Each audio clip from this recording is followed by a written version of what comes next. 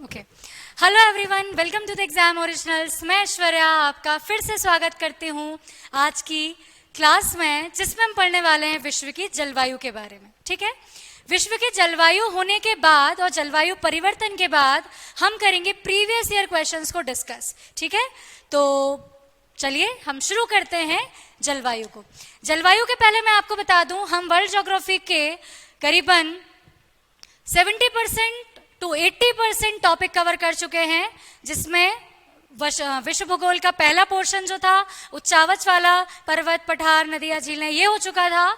दूसरा पोर्शन, इसमें जो जो घटनाएं हो रही थी, ज्वालामुखी, भूकंप और सुनामी, है ना, चक्रवात वगैरह, ये चीज हम देख चुके थे।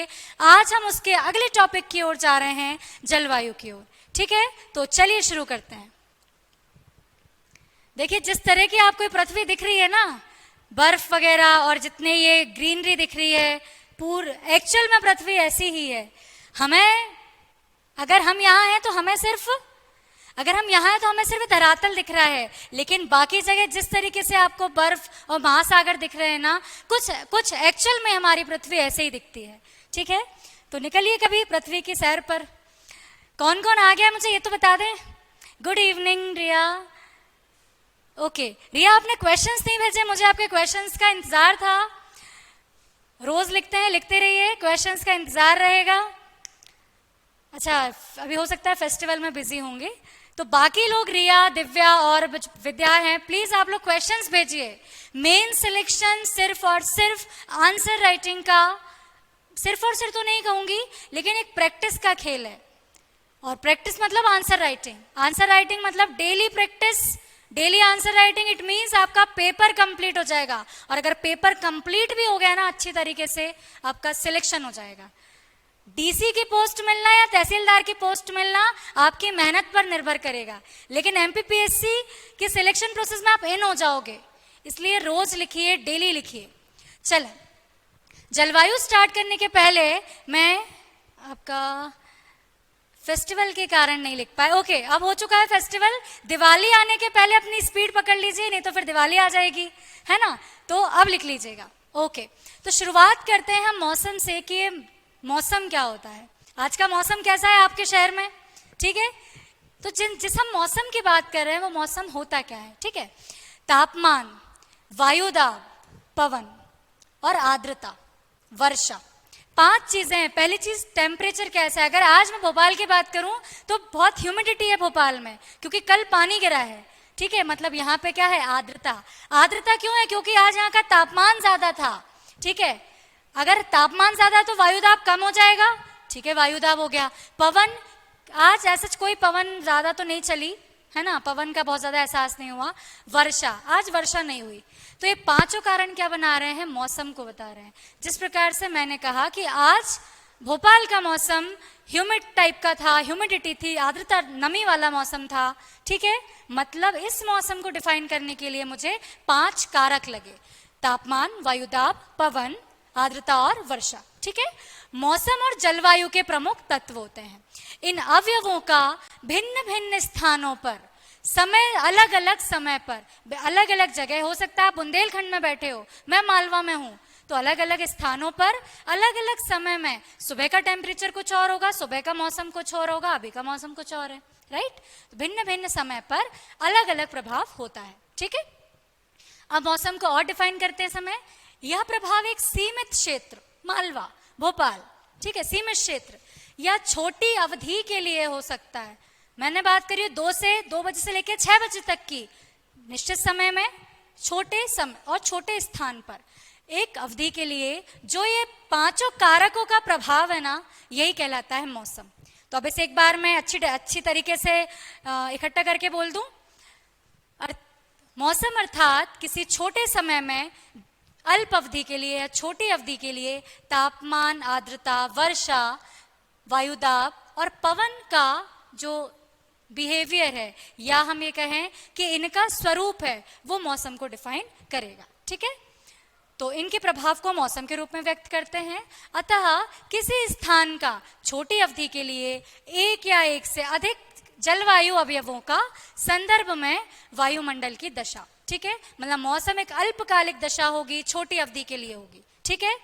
हो सकता है अभी शाम का मौसम सुहाना हो जाए, जितना भी आर्द्रता थी 6:30 बजे के बाद मौसम और अच्छा हो जाए, बताऊंगी कैसा मौसम। चले अब हम पढ़ते हैं ऋतु के बारे में। मौसम हो गया, अब हम ऋतु को देखेंगे क्या है। 3 से 4 तरह की जो ऋतु हैं आप पढ़ते हैं उनको समझें। वायुमंडलीय दशाओं में विभिन्नताओं के अनुसार, विभिन्नता मतलब वही कभी तापमान, कब वर्षा, ये विभिन्नताएं हैं।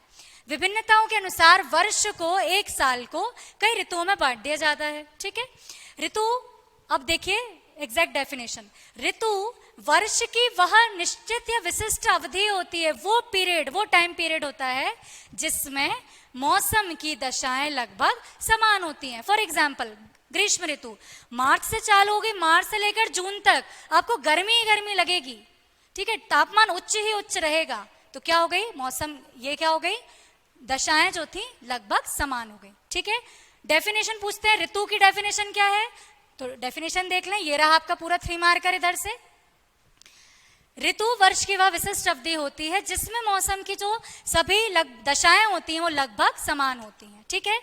अतः ऋतु वर्ष की वह लंबी अवधि होती है, करीबन 4 महीने लंबी अवधि जिसमें विशिष्ट दशाएं होती हैं। अब ऋतु कितनी होती हैं, इन जनरल 4, इन जनरल 4, ठीक है।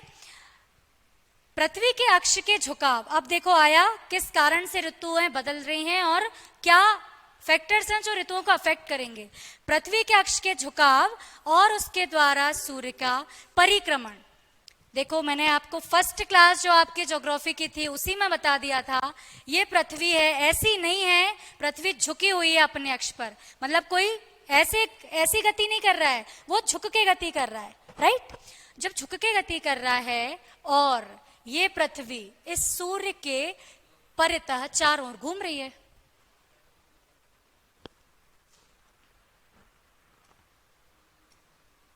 ठीक है, क्लियर दिख रहा है अभी। चलो तो हम बात कर रहे हैं ये पृथ्वी की, ठीक है, ये आपकी अर्थ है, इस तरीके से झुकी हुई है। अब जब ये झुकी हुई है तो क्या कर रही है, ये अभी सूर्य की किरणें सीधी लंबवत पड़ रही हैं। लंबवत तो इस वाले पोर्शन में लंबवत तो इस पोर्शन में पड़ रही है, ठीक है, इस वाले एरिया में देखें जरा, इस वाले एरिया में, ठीक है, ये इस वाला, ये जो यहां पड़ रहा है, लेकिन पीछे की ओर जहां कुछ नहीं पड़ रहा वहां कैसा है, ग्रीष्म ऋतु तो नहीं होगी। जहां आपको सबसे ज्यादा हीट मिली, सबसे ज्यादा गर्मी मिली, सूर्य प्रकाश मिला, वो आपकी ग्रीष्म ऋतु हो गई, और पीछे क्या हो गया, शीत ऋतु हो गई, ठीक है। अब देखें, एक तरीका ये है और एक ये तो अभी क्या हो रहा है, सर्कुलर घूम रही है, ठीक है। एक तरीका है जब ये अपने अक्ष पर घूमेगी, इट मीन्स मैं अगर अभी हूं, अभी मेरा जो बैक पोर्शन है वो कैमरे के पीछे है, अगर आपको आप सूर्य समझ लें तो अभी मेरे जो फ्रंट पोर्शन है वहां पे क्या होगा, दिन होगा, पीछे वाले पोर्शन में रात होगी, ठीक है। मतलब पृथ्वी की अपने अक्ष पर घूर्णन के कारण दिन और रातों में परिवर्तन होता है। और जब ये पृथ्वी देखें इसको, और जब ये पृथ्वी सूर्य के चारों ओर घूमेगी, ठीक है, अभी जब पृथ्वी दूर है तो क्या होगा, यहाँ पे शीत ऋतु हो गई, ठीक है। जैसे पृथ्वी सूर्य के पास आती जाएगी, यहां पे आपकी ग्रीष्म ऋतु बनने लगेगी। क्यों, क्योंकि आपको ज्यादा सूर्य तप की प्राप्ति होगी, ज्यादा समय जो पृथ्वी का पोर्शन है वो किसके समीप रहेगा, सूर्य के समीप रहेगा, ठीक है। तो इस पृथ्वी का झुकाव, पृथ्वी का अपने अक्ष पर जो 23.5 डिग्री पे झुकी हुई है और जो कक्षीय समतल से 66.5 डिग्री झुकी हुई है, उसके कारण और सूर्य के परिक्रमण के कारण ऋतुओं में परिवर्तन हो रहा है, राइट।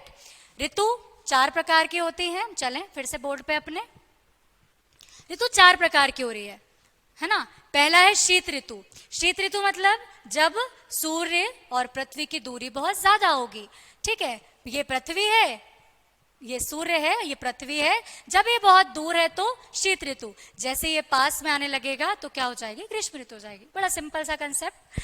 अब हम चलें, कब होती है शीत ऋतु, तो दिसंबर से फरवरी तक। दिसंबर में जो ठंड लगना चालू होगी, ऑलमोस्ट जैसे नवंबर तक कह दूं, अभी जो ठंड लगना चालू होगी फरवरी तक ठंड लगेगी, लेकिन हो सकता है कई बार ज्यादा लगेगी, कई बार कम लगेगी, लेकिन गर्मी नहीं लगेगी बीच में, ठीक है, तापमान कम ही रहेगा। ग्रीष्म ऋतु समझे, मार्च से लेकर मई तक, जलवायु परिवर्तन के कारण जो कि जून तक भी लगने लगी है। ठीक है, आगे बढ़ते मानसून की ऋतु या वर्षा ऋतु। हम इसे वर्षा ऋतु याद रखेंगे, जून से सितंबर। ठीक है, अब वही बात है जलवायु परिवर्तन की, कल भी बारिश हो गई, अक्टूबर में भी वर्षा हो गई। ठीक है, पीछे हटता मानसून या इसे हम कहते हैं जो शरद ऋतु होती है आपकी, अभी शरद पूर्णिमा आने वाली है, इस शरद पूर्णिमा से शरद ऋतु चालू हो जाएगी, मतलब पीछे हटता मानसून। और मानसून जा चुका है अक्टूबर से, अक्टूबर नवंबर में क्या रहने वाली है आपकी शरद ऋतु रहने वाली है। ठीक है, अब जो आपने कभी क्लासेस में कभी बचपन में पढ़ा होगा, एक बसंत ऋतु होती है। ठीक है, तो ये ग्रीष्म ऋतु और शीत ऋतु के बीच में जो आएगी वो बसंत ऋतु होती है, जो एक यूनिवर्सल क्लासिफिकेशन है, सर्वव्यापक, जो एक सर्वव्यापी है, जिसने सब लोगों ने उसे मान लिया है। वो इन 4 ऋतु हैं, शीत, ग्रीष्म, आपका वर्षा ऋतु और क्या सा शरद ऋतु। क्लियर हो गया ऋतु वाला पोर्शन? मौसम देख चुके हैं, ऋतु देख चुके हैं। अब मैं आपको वो बताती हूँ जिसकी बात मैं अक्सर आपसे करती हूँ, जलवायु परिवर्तन की। ठीक है, तो जलवायु परिवर्तन से पहले हम जलवायु पढ़ लें कि जलवायु क्या है। चलें आगे, देखिए जलवायु क्या होती है। किसी विस्तृत क्षेत्र की, अब थोड़े से मालवा से आगे बढ़ेंगे, है ना, या अभी से भोपाल से हम आगे बढ़े, भोपाल तो छोटा सा है, भोपाल से आगे बढ़े। किसी विस्तृत क्षेत्र की, मध्य प्रदेश ले लो या आपका पूरा बुंदेलखंड ले लो, जितने 6-7 जिले आते हैं सब ले लो। विस्तृत क्षेत्र की विभिन्न ऋतुओं की, 4 ऋतु हैं, विभिन्न ऋतुओं की औसत मौसमी दशाएं, मतलब पर्टिकुलर ग्रीष्म ऋतु में वहां का मौसमी दशाएं कैसी बनी रही। ठीक है, विभिन्न ऋतुओं में औसत मौसमी दशाएं। ठीक है, उस क्षेत्र की जलवायु कहते हैं। अब जलवायु में एक जो बात आती है वो होती है दीर्घकालिक, दीर्घकालिक।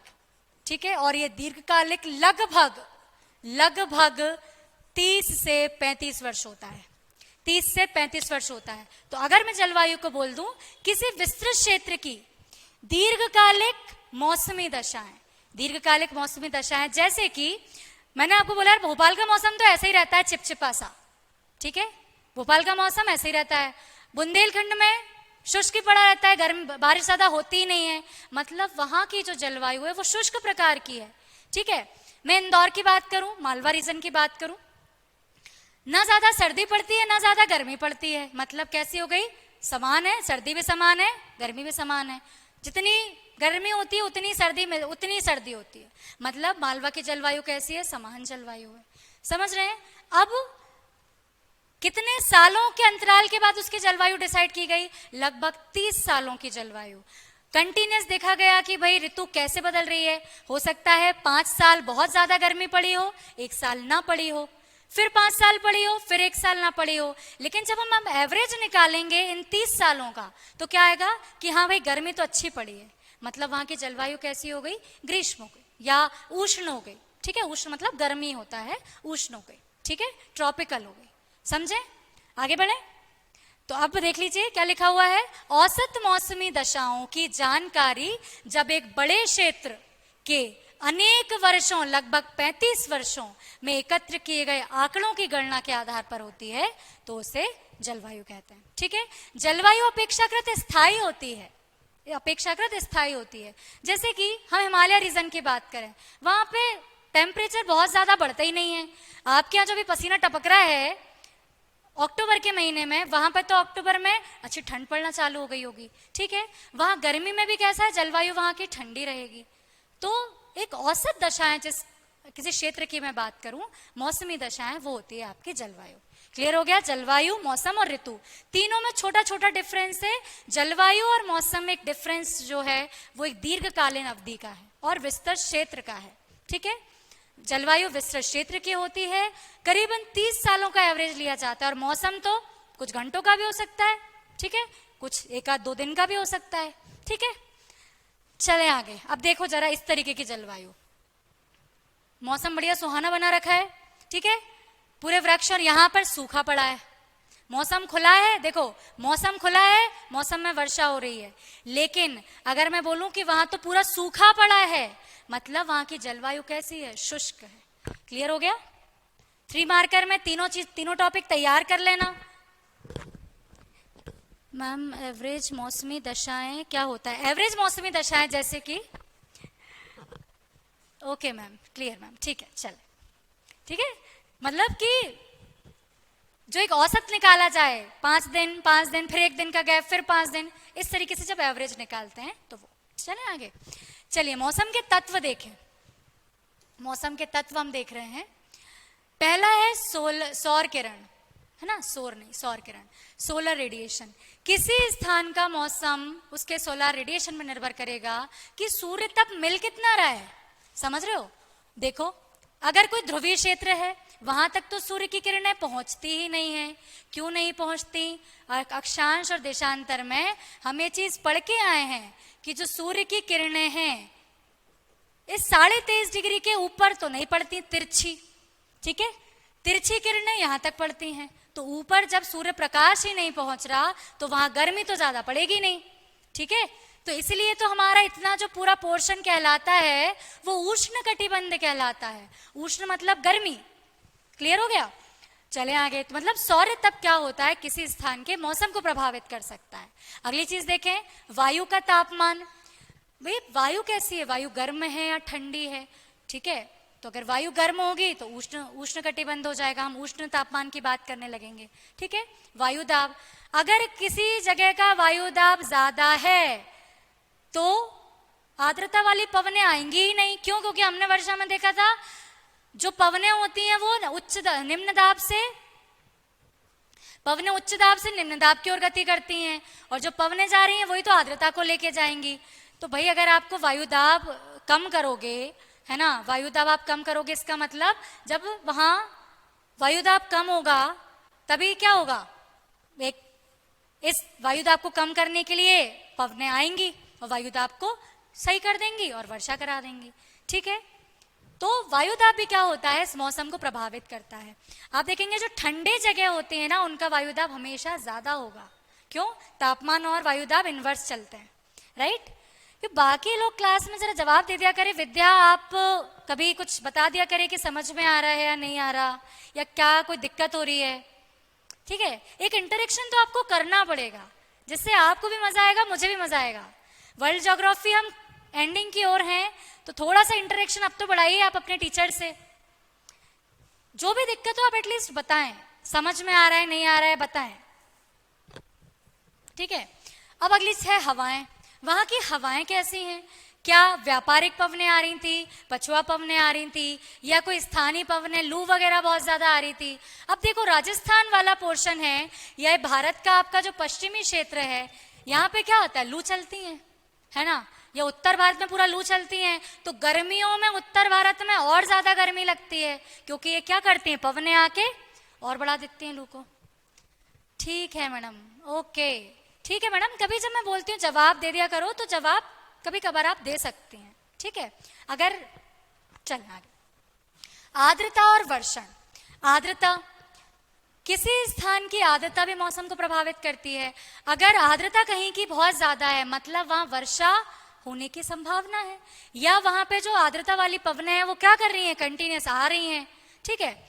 आर्द्रता ये बताएगी कि वहां वर्षा और ताप दोनों चीजें पैरेलल में बनी होंगी तभी आर्द्रता बनी होगी, ठीक है।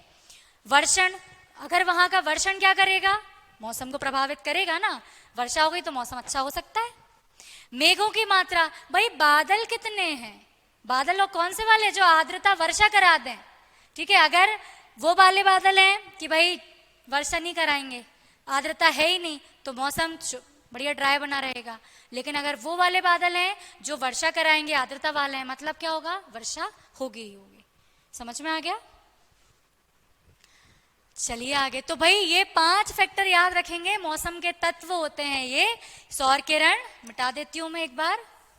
सौर किरण, वायु का तापमान, वायु का दाब, हवाएं, आर्द्रता और वर्षण, और मेघों की मात्रा, ठीक है।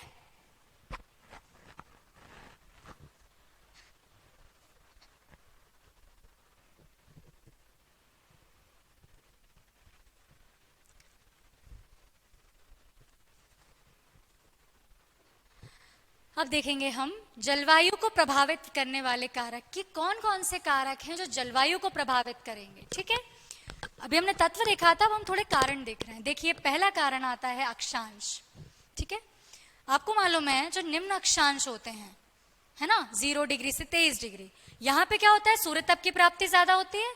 पृथ्वी द्वारा प्राप्त सूर्य तप की मात्रा सूर्य की किरणों के आयतन कोण, आपतन बेटा, आपतन कोण पर निर्भर करेगी। मतलब देखो इसको, अगर सूर्य ऐसा है तो ये तो लंबवत चमक रहा है भूमध्य रेखा पर, यहां पे थोड़ा कोण से चमक रहा है। लेकिन जैसे ही पृथ्वी थोड़ी सी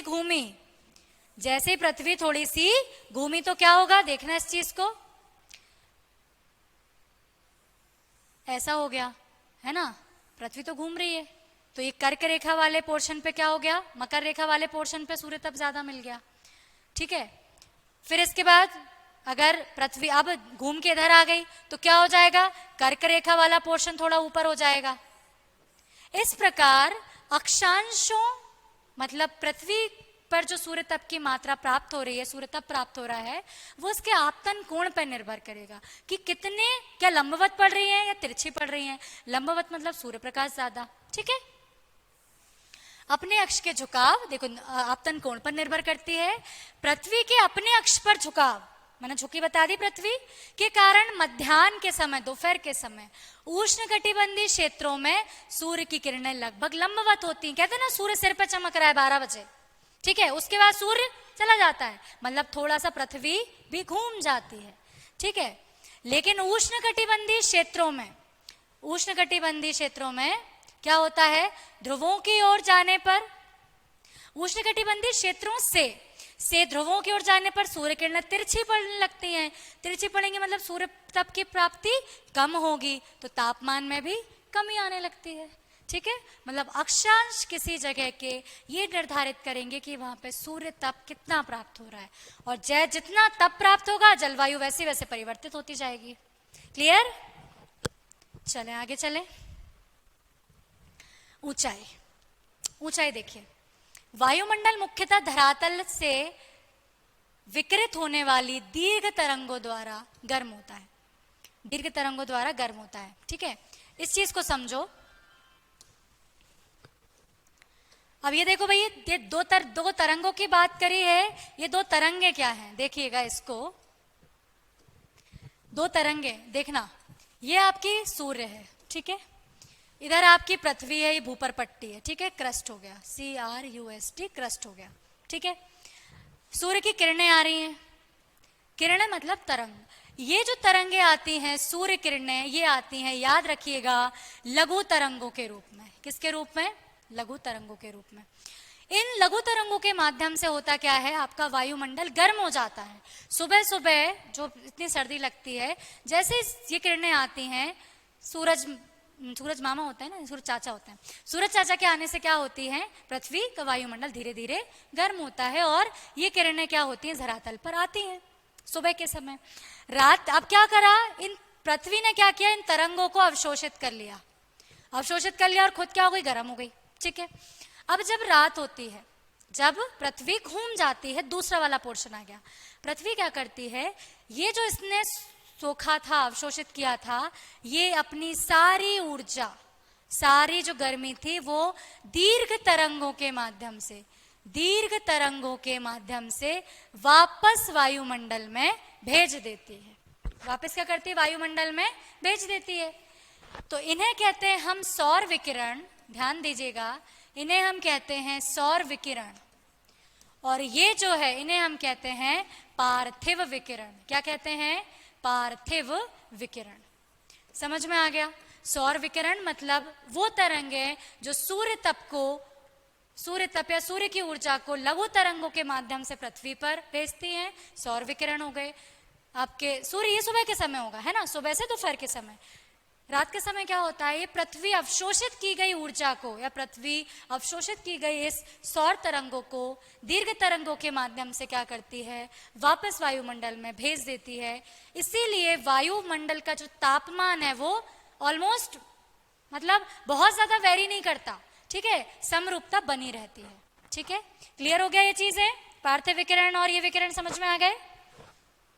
बता दे एक बार लिख के, आगे बढ़ते हैं फिर हम, बता दीजिए।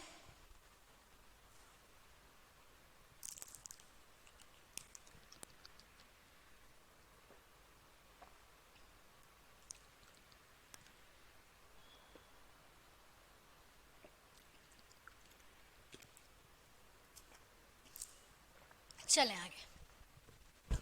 तो हमें विकिरण वाली चीज समझ में आ गई, ठीक है। देखिए, वायुमंडल मुख्यतः धरातल से जो विकिरित है ना, जो विकिरण निकला है, उससे विकिरण से होने वाली दीर्घ तरंगों से क्या होता है, गर्म होता है। क्लियर हो गई बात। इसी कारण धरातल के निकट स्थित जो स्थान होंगे, जैसे अगर मैं बात करूं, ये धरातल के निकट स्थित स्थान है, तुलनात्मक रूप से ऊंचाई पर स्थित स्थानों की अपेक्षा अधिक गर्म होते हैं। इसका मतलब ये है, देखो इसको ऐसा समझो, ये कोई पर्वत है, ये कोई पठार है, ये कोई मैदान, ठीक है। तो भाई मैदान मतलब ज्यादा ऊंचा तो है नहीं, तो अगर ये बहुत ज्यादा गर्म हो गया तो इसका आसपास का क्षेत्र जो है, इसका जो आसपास का क्षेत्र है वो क्या हो जाएगा, वो भी गर्म हो जाएगा, ठीक है। लेकिन अगर ये वाला भाग मैं कहूं जो कि धरातल से दूर था, ये कम गर्म होगा, बिल्कुल कम गर्म होगा, ठीक है। तो तुलनात्मक रूप से ऊंचाई पर स्थित स्थानों की अपेक्षा जो नीचे का भाग है वो अपेक्षाकृत ज्यादा गर्म हो जाता है। हालांकि यह माना जाता है कि प्रत्येक, ध्यान दीजिएगा, 135 मीटर की ऊंचाई पर, अगर आप धरातल से 135 मीटर की ऊंचाई पर गए हो तो तापमान 1 डिग्री सेल्सियस कम हो जाता है, 1 डिग्री सेल्सियस कम हो जाता है। अरे यही तो कारण है कि पर्वतों पर क्या लगती है, पर्वतों पे जाते हो तो आपको गर्मी नहीं लगती, थोड़ी सी सर्दी लगती है। हिमालय पे इसलिए तो बर्फ है, या हिमालय इसलिए तो ठंडा है, क्यों, ऊंचाई पे जा रहे हैं तो क्या हो गया, धरातल कम गर्म हो रहा है, ठीक है। चलिए आगे, तो है ना, 1 डिग्री सेल्सियस टेम्परेचर कम हो रहा है, या ऐसे कह दें 1000 मीटर पे जाओगे, मतलब 1000 मीटर या 1 किलोमीटर ऊपर जाओगे तो 6.5 डिग्री सेल्सियस आपका तापमान कम हो जाएगा, ठीक है। अगर यहाँ 45 है, अभी ऑलमोस्ट 40 टेम्परेचर होगा आज भोपाल का, मैं अगर 1 किलोमीटर ऊपर चली जाऊं तो मुझे कम से कम आपका 34 के आसपास तो मिल ही जाएगा, ठीक है, समझ गए। आगे चलते हैं। महाद्वीपीयता, पहला कारण अक्षांश था, दूसरा कारण उस स्थल की ऊंचाई थी, धरातल से ऊंचाई थी, तीसरा कारण है महाद्वीपीयता। समझें इसे। महाद्वीपीयता मतलब समुद्र से दूरी। देखो, अगर कोई स्थल समुद्र से दूर है ना, एक कोई स्थल है इधर और एक कोई स्थल है इधर, ठीक है, एक कोई स्थल है इधर और एक कोई स्थल है इधर, ठीक है। इन दोनों की जलवायु बहुत अलग होगी, ध्यान दीजिएगा। क्यों, आपको बताती हूं मैं।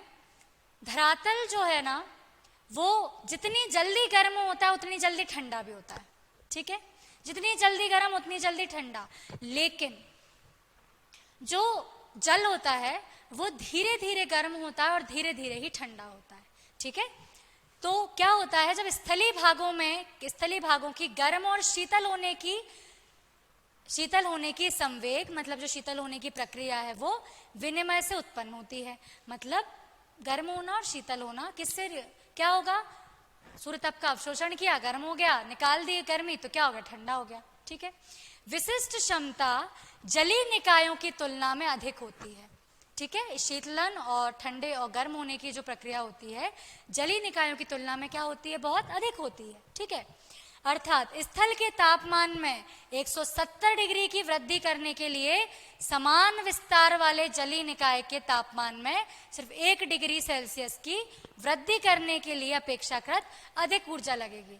इसका मतलब मैं बता देती हूँ कि जितनी एनर्जी आपको किसी स्थल का टेम्परेचर 40 से 50 बढ़ाने में लग रही है, अभी 40 टेम्परेचर है, अगर मुझे टेम्परेचर 90 करना हो, जितनी एनर्जी, जितनी ऊर्जा यहाँ लगेगी ना, उतनी सेम एनर्जी, उतने बड़े, आप विशाल सागर को ले लो, मात्र 1 डिग्री सेल्सियस बढ़ाने में लग जाएगी।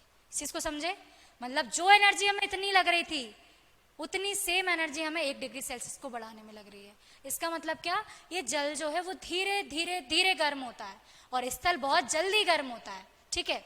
अब इस चीज को समझो, जो जल के निकट में होगा स्थान, वो भी क्या होगा, जल्दी गर्म नहीं होगा, जल्दी ठंडा नहीं होगा। जबकि अगर कोई चीज अंदर की ओर है, स्थल में है, जल्दी गर्म हो जाएगी, जल्दी ठंडी हो जाएगी, ठीक है। इस कारण क्या होता है, समुद्री क्षेत्रों की अपेक्षा महाद्वीपीय क्षेत्रों का तापमान अधिक होता है।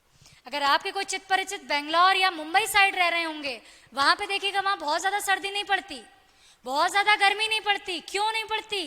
क्योंकि समुद्र के निकट है, समुद्र के आसपास का एरिया धीरे गर्म होता है, धीरे ठंडा होता है। ठीक है, तो क्या हो गया, ज्यादा तापमान में भिन्नता नहीं आ रही। ठीक है, आप देखें दिल्ली में बहुत प्रचंड गर्मी पड़ती है, बुंदेलखंड में बहुत प्रचंड गर्मी पड़ती है। क्यों, क्या हो रहा है? महाद्वीप है, पूरा स्थल भाग है, जितना स्थल है जितनी जल्दी गर्म होगा उतनी जल्दी ठंडा हो जाएगा। गर्मी में बहुत ज्यादा गर्म, सर्दी में बहुत ज्यादा ठंडा। समझ में आ गया जलवायु में किस तरीके से परिवर्तन हो रहा है? ह्यूमिडिटी ज्यादा होती है, बिल्कुल ज्यादा होती है। ठीक है, चलें आगे। ठंड, महासागरीय जलधाराएं। अब देखो, महासागरीय जलधाराएं मतलब महासागरों का जो जल एक स्थान से दूसरे स्थान तक जाता है, वो महासागरीय जलधाराओं के माध्यम से जाता है। ठीक है, देखो समुद्री क्षेत्र में गर्म और ठंडी महासागरीय जलधारा द्वारा प्रभावित होती है। कैसे? अगर मुझे बताओ कोई महासागर भूमध्य रेखा पर है, सूर्य तप लगातार मिल रहा है, लगातार मिल रहा है, क्या होगा? महासागर का पानी तो अब तो गर्म हो ही जाएगा ना, क्योंकि पानी तो घंटी आप क्या कर रहे हो उसे, बिल्कुल 24 घंटे उसे आप क्या दे रहे हो, तापमान दे रहे हो। ठीक है, तो होता क्या है कि महासागरीय जल समुद्री क्षेत्र जिस क्लाइमेट में है, मतलब जहां उसे जैसा सूर्य तप मिल रहा है वो वैसा हो जाएगा। गर्म जगह का गर्म हो जाएगा, ठंडी जगह का ठंडा हो जाएगा। ठीक है, गल्फ स्ट्रीम और उत्तरी अटलांटिक प्रवाह जैसी गर्म धाराएं। ठीक है, गल्फ स्ट्रीम कहां से निकलती है? इस अमेरिका के आगे से। तो कैसा है, इधर से बनना चालू हुई भूमध्य रेखा से, तो क्या हो जाएगी, गर्म हो जाएगी। पश्चिमी यूरोप के देशों का मौसम गर्म बना रहता है। सीधी बात है, जैसी महासागरीय धाराएं जिस क्षेत्र से जाएंगी वहां का टेम्परेचर वैसा कर देंगी। समझ रहे हो?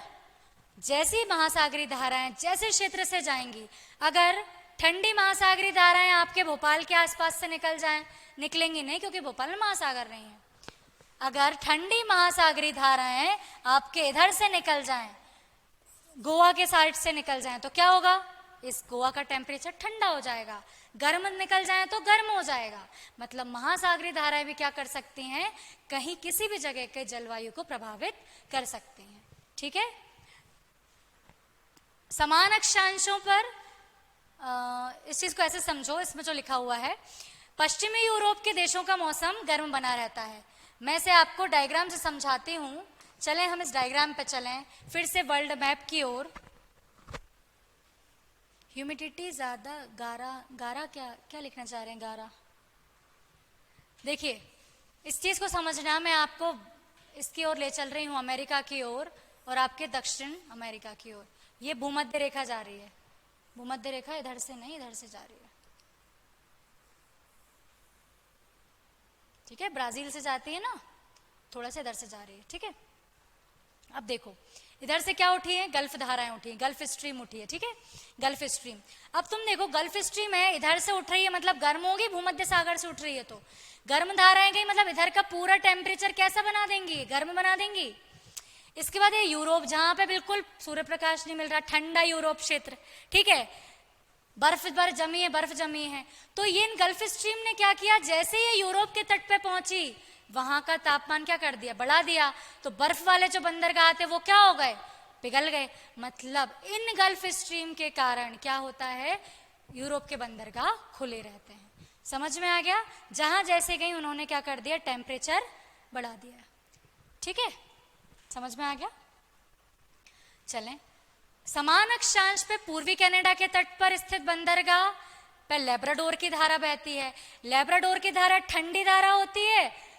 ग्रीनलैंड के पश्चिम में देखें तो ठंडी धारा है, तो कैसा होगा, टेम्परेचर कम कर देगी। इस चीज को समझो क्या बोलना चाह रहा है। देखो ये यूरोप है, इधर है बेटा ग्रीनलैंड, ग्रीनलैंड इधर है लेब्राडोर, है ना। लेब्राडोर की धारा इधर से आती है, कनाडा के इधर से। ठंडी धारा है, ध्रुवीय प्रदेशों से आई है, तो क्या कर देगी, ठंडा कर देगी। यहाँ पे बर्फ जमी है, और यहीं पे सेम अक्षांश पे, ये भी सेम अक्षांश पे है, लेकिन यहाँ गल्फ स्ट्रीम का प्रभाव है। स्ट्रीम मतलब गल्फ धाराओं का, यहाँ पे लेब्राडोर की ठंडी धारा का प्रभाव है। एक जगह बर्फ जमी है, एक जगह के बंदरगाह खुले हैं। समझ रहे हो, अलग अलग धाराओं का प्रभाव है कि वहां की जलवायु कैसी होगी। क्लियर हो गई ये चीजें? बता दीजिए क्लियर हो गई कि नहीं हुई, फिर हम आगे चलते हैं।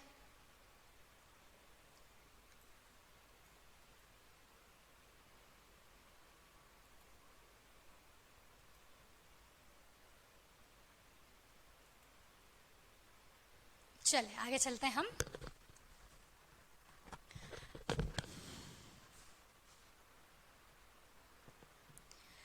चलिए अब हम देखें स्थानीय पवनें, है ना। स्थानीय पवनें कैसे कर सकती हैं?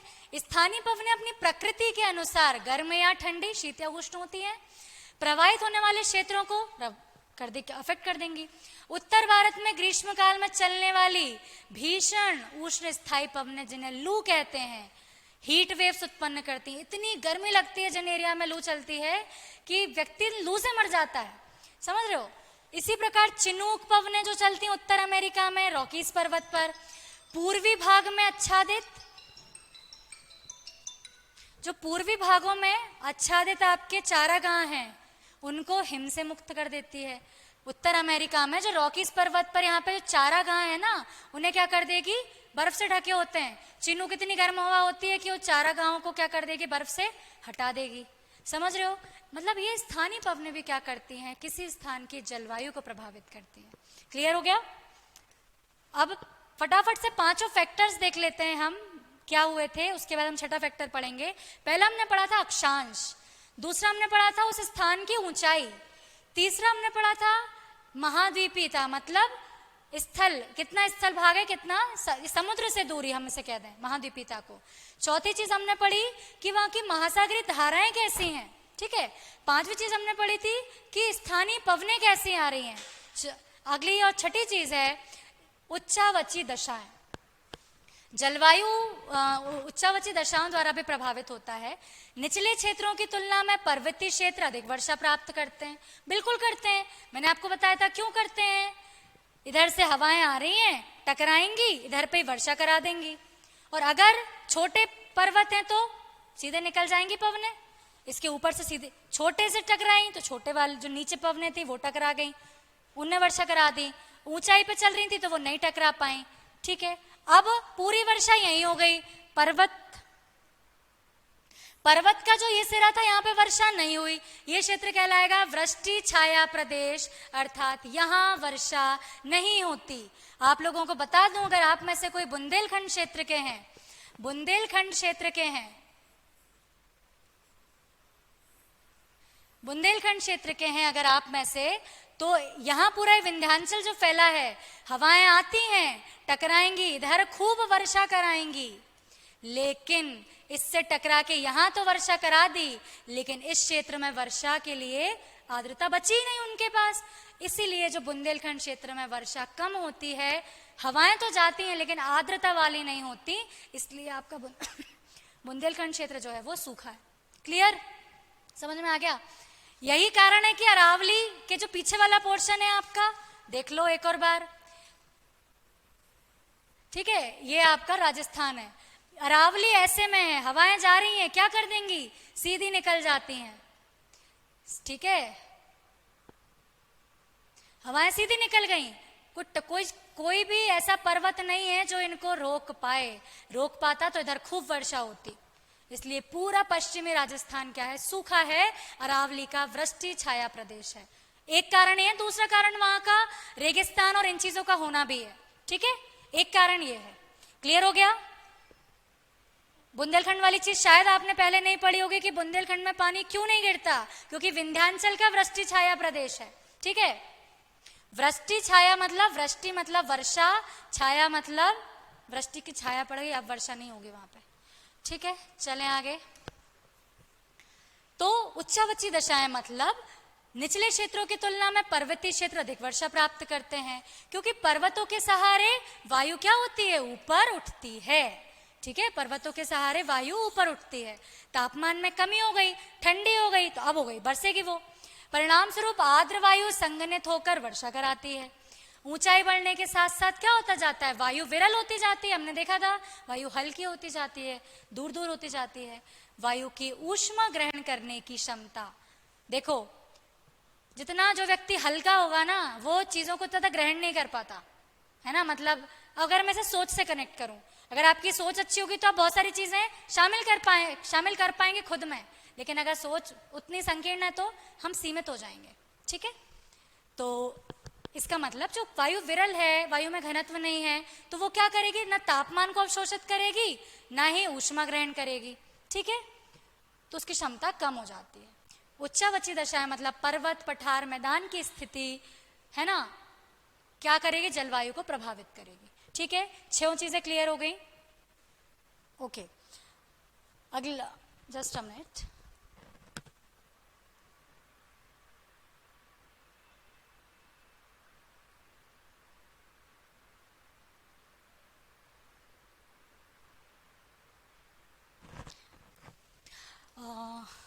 सो स्टूडेंट्स, मैं आज की क्लास हम यही करते हैं। इस जो आगे की क्लास होगी नेक्स्ट क्लासेस में आपको करवा दी जाएगी। ठीक है, अगर इन केस अगर कल मेरा लेक्चर नहीं होता है तो आपको आपका ज्वालामुखी के लेक्चर्स मिल जाएंगे। ज्वालामुखी पूरा रिकॉर्ड हो चुका है, ज्वालामुखी के आपको लेक्चर्स मिल जाएंगे। ठीक है, जलवायु को प्रभावित करने वाले कारक तक हम देख चुके हैं। इसके आगे वाली क्लास में हम बाकी और फैक्टर्स कवर करेंगे। ठीक है, एक बार ये 3 पॉइंट और देख लीजिए।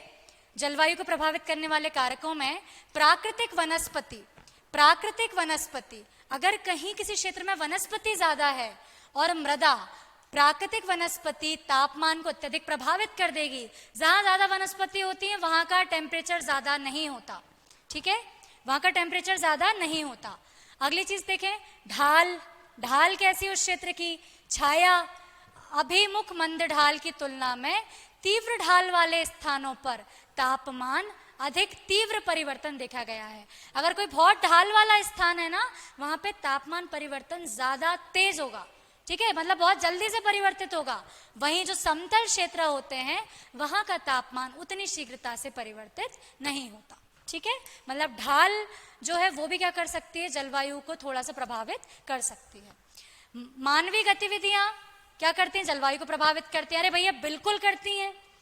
किसी क्षेत्र में उद्योग बहुत ज्यादा लगे हैं तो क्या होगा, गर्मी बढ़ेगी, बिल्कुल बढ़ेगी। ठीक है, अगर जो गार्डन है, नर्सरीज हैं, यहाँ का क्या होता है, थोड़ा सा ठंडा लगता है। ठीक है, अगर खनन जो प्रक्रिया वो बहुत ज्यादा हो रही है तो आपको गर्मी ज्यादा लगेगी। ठीक है, मतलब औद्योगिकीकरण क्या कर सकता है, जलवायु को थोड़ा सा प्रभावित कर सकता है। ठीक है, तो नेक्स्ट क्लास में हम मौसम और जलवायु के बारे में पढ़ेंगे, इनके अंतर के बारे में पढ़ेंगे। ठीक है, इनके अंतर के बारे में हम पढ़ेंगे, मौसम जलवायु में अंतर कैसा होता है। इसके बाद हम नेक्स्ट टॉपिक पढ़ेंगे वर्षा का वितरण। आज में जो पढ़ाया है आप इसको एक बार लेक्चर से देख लीजिएगा, अच्छे से नोट कर लीजिएगा। मैंने आपको बता दिए जो तक 3 मार्कर लिखने हैं। ज्वालामुखी वाली क्लास आप अच्छे से अटेंड करना, उसमें हर एक चीज डिटेल में बताई गई है। कल परसों आप ज्वालामुखी वाले टॉपिक को पूरा करेंगे, मंडे ऑनवर्ड्स हम इस आपकी जलवायु को पूरा करेंगे। ठीक है, सैटरडे, फ्राइडे और सैटरडे में आप जलवायु वाला आपको कल क्लासेस मिल जाएंगी, उनको आप पूरा करेंगे। ठीक है, ओके, तब तक आप आंसर्स लिखिए, मुझे भेजिए, इंटरेक्ट आप होते रहिए, जिससे मैं आपकी कमियां जो हैं उनको सुधार पाऊं। ठीक है, अगर जब तक आप लिखोगे नहीं कैसे सुधारेंगे। ठीक है, सो क्लास हम यही खत्म करते हैं। समझ में आया वो बता दीजिए, समझ में आ गया रिया, विद्या? ओके, सो आज की क्लास यही खत्म करते हैं हम।